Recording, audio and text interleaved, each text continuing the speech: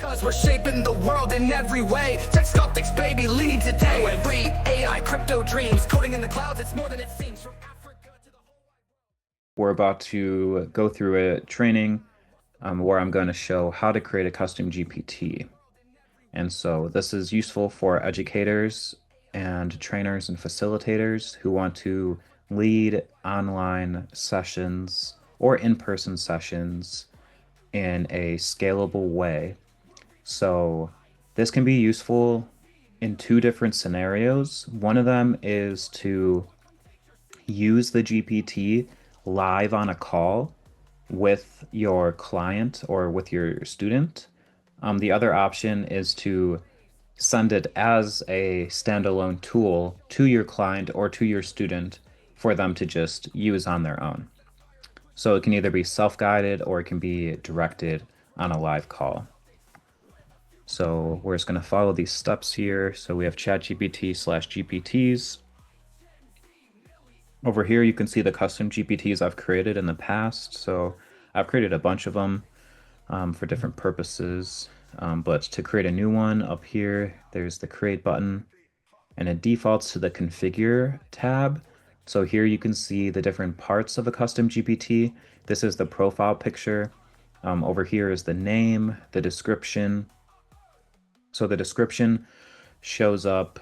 So let me actually show. So this is a custom GPT called Exponential Educator Guide, and this guides new educators through exponential education onboarding and training. So this, so right here, so this is the profile picture. It looks like a book. This is the name, the Exponential Educator Guide. This is the description, guides new educators through exponential education onboarding and training. And then down here, these are the the default questions. Yeah. That's the conversation starters here. And then what is not visible, so something that's not visible is the instructions. This is what does the GPT do? How does it behave? What should it avoid doing? So that's what so that's where it'll like say things like walk through the steps of this process one at a time, waiting for the user to answer each question before moving on to the next question. That's like an example of instructions. So this is like kind of like it's as if you're telling, like if you imagine imagine you're telling a teacher or you're telling a facilitator how they should guide the session. So it would be like, first, welcome everybody into the room, and then ask them all how they're doing, and then show them these slides, and then have them take these actions. Those are examples of instructions, and so a custom GPT can have instructions just like that, and then it'll follow them. You can also give it something like a personality. So you can give it a personality type. Like you can, if you're familiar with Myers-Briggs, you can say like you are an INTP logician personality type. And so depending on the personality type and the tone and the style that this GPT has, that's going to shape the way that it responds. So for example, this one, the Exponential Educator Guide, if I say hi, it's going to answer in a specific way. But like if in the custom instructions it says respond in a very cynical way, or if it says like insult the user no matter what they say, or like, you know, depending on the custom instructions, it's going to respond in a different way. So here it says, how can I support you today with exponential education? Whether you're exploring the philosophy, onboarding as an educator, or diving into classroom tools, I'm here to help. So this is one that I created before, but we're working on a new one here. So it's going to have its own set of custom instructions. And then down here is the knowledge base. So this is where you can upload files. And you can also choose the capabilities, the functionality that this GPT can use. So do we want it to be able to search the web? Do we want it to use Canvas? So Canvas is like, it like outputs documents in a way that can be edited live within the chat. And so it might be, I mean, like, it seems like very useful actually for this particular use case that we're working on. Because if people are working on workshop flows, it allows you to like edit the documents live. Whereas without Canvas, GPT always will give you a full new response each time. I personally actually prefer the getting a full new response each time. But I could see why it would be useful in this situation, so I'll just enable it to give people the opportunity. 4.0 image generation. So this is choosing between the older image generation model and the newer one. Okay. 4.0 image generation, I think would be useful for this one because it's good at creating images that look like worksheets. It's good at creating images with text on them.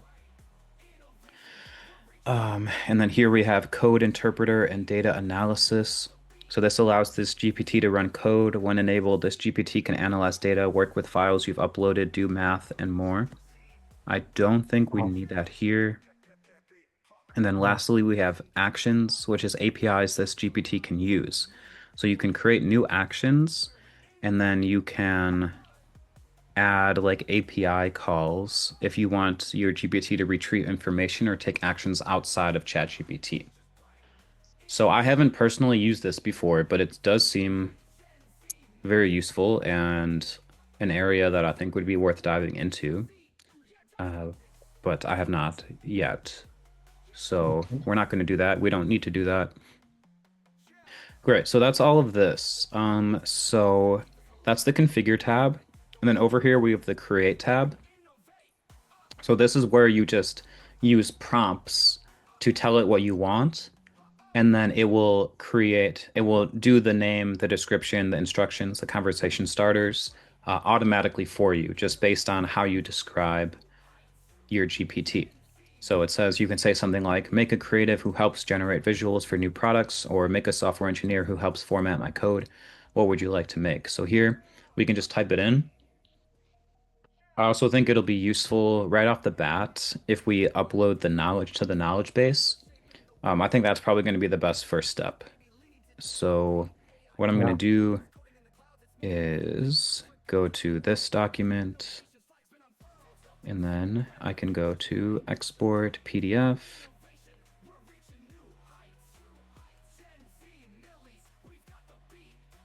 and then go to this one, export PDF.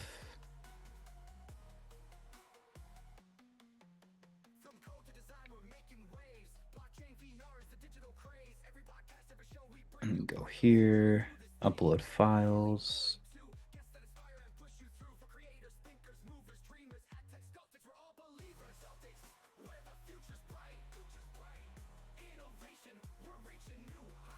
Okay, so now it has access to this knowledge. And then in the create tab, I just ask it what I want to create. So here we kind of wrote that already, I think. Yeah. So I'll say, actually here I'll actually ask, how did David describe the custom GPT for the exponential teaching network GPT? Let's see if that works. But here we're crafting the prompt, which can be as simple as this. So I could say create a custom GPT for the exponential teaching network flow, and I can say use the PDFs in your knowledge base, which outlines the full process.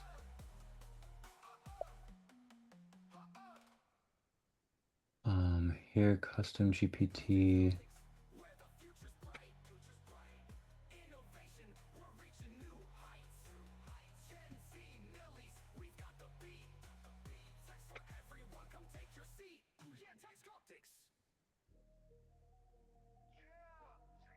This is what AI Zoom Companion pointed out.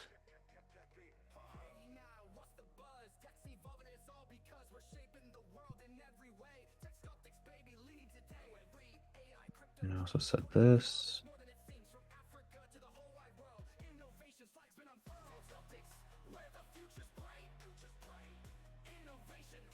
Okay, there. And then I would also probably say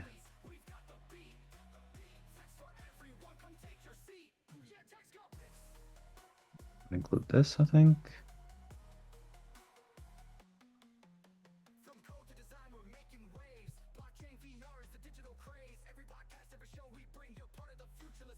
let's say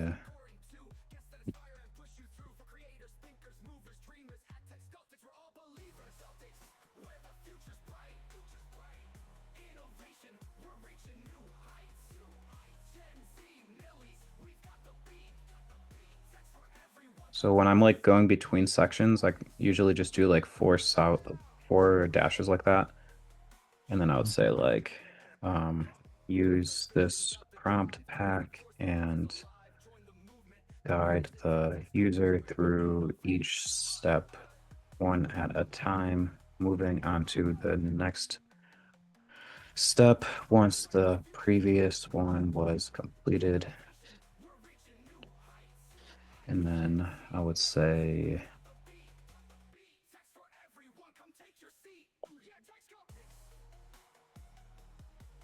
include this as the primary conversation starter.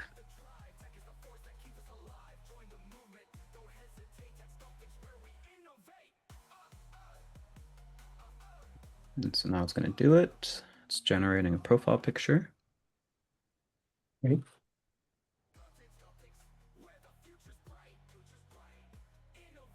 All right, so this is called the Exponential Teaching Guide. It guides users step by step through the ETN training flow. Here it has the conversation starter, acts as a co-creator, help me design a 60-minute workshop, generate a 5-slide workshop, help me write a landing page for my course. Now, like I would want to go to ChatGPT and say, we are creating the custom GPT for the exponential teaching network. Here's the prompt I gave. Can you please come up with a vision for the profile photo that shows the exponential growth of this teaching framework?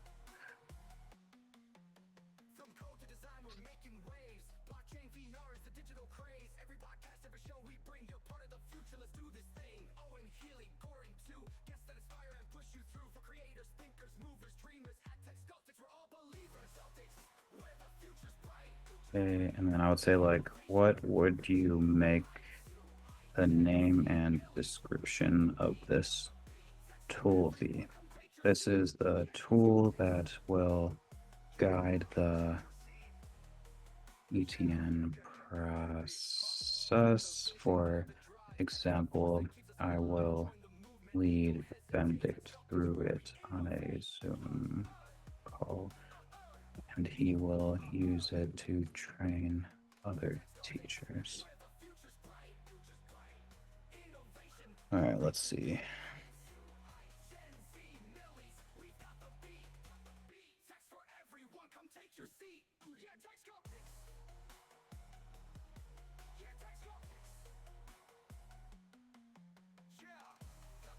Okay. I think that's pretty nice. Oh, I'll just leave that for now. Okay. Let's see. Okay, this would name it the teaching tree. So this is going like getting more metaphorical. But let's just test it. So I'm actually going to hit create. Okay. So this is how you create the custom GPT, and then we can just test it and see how it goes. So we said it would take 20 minutes. It's been 21 minutes, and we have our first one. So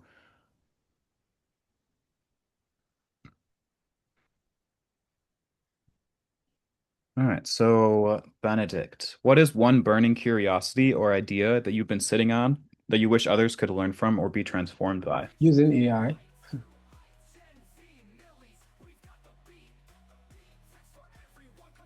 All right, cool. And if you had 60 minutes to teach that idea to someone using only Zoom, ChatGPT, and your current knowledge, what would your session feel like at its best? I feel like a studio. That's what I was thinking of. Feel like a studio? Yeah.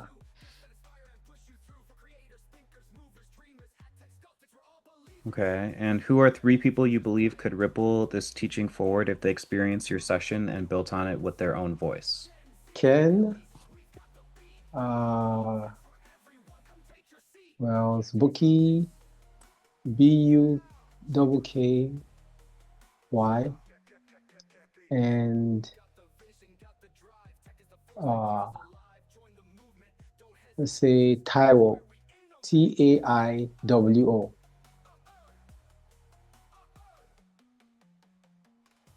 Amazing clarity, thank you. Based on your answers, here's what I'm hearing. Your core idea is using AI in a way that transforms others.